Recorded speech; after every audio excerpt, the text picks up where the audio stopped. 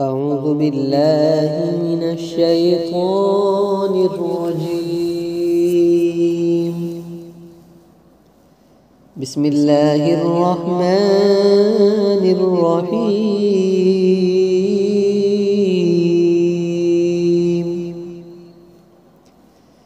يا بني إسرائيل اذكروا نعمتي التي أنعمت عليكم وأني فضلتكم على العالمين. واتقوا يوما لا تجزي نفس عن نفس شيئا ولا يقبل منها شفاعة ولا يؤخذ منها عدل ولا هم ينصرون. وإذ نجيناكم من آل فرعون يسومونكم سوء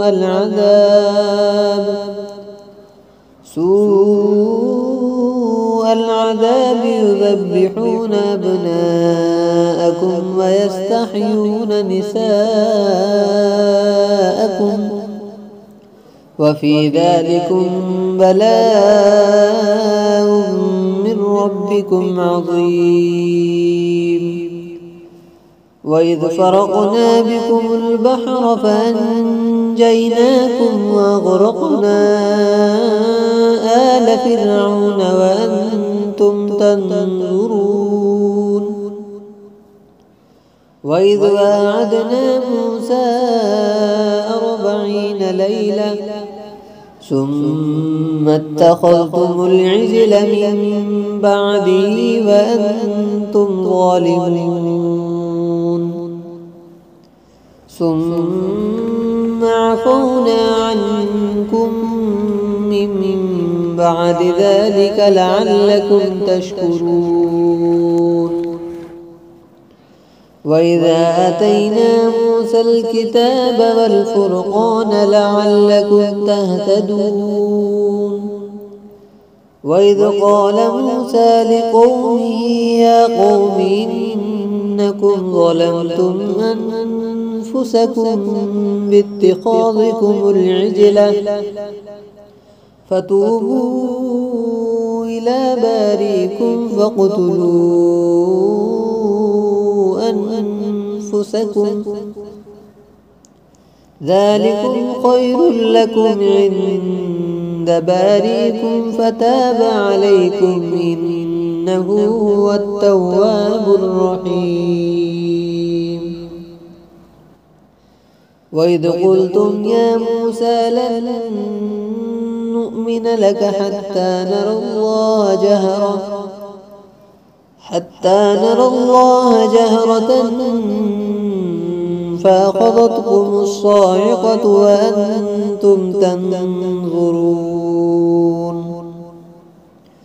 ثم بعثناكم من بعد موتكم لعلكم تشكرون. وظللنا عليكم الغمام وأنزلنا عليكم المن والسلوى كلوا من طيبات ما رزقناكم وما ظلمونا ولكن كانوا أنفسهم يظلمون. وإذ قلنا ادخلوا هذه القرية فكلوا منها حيث شئتم رغدا وادخلوا الباب سجدا وقولوا حطة نغفر لكم خطاياكم وسنزيد المحسنين. فبدل الذين ظلموا قولا غير الذي قيل لهم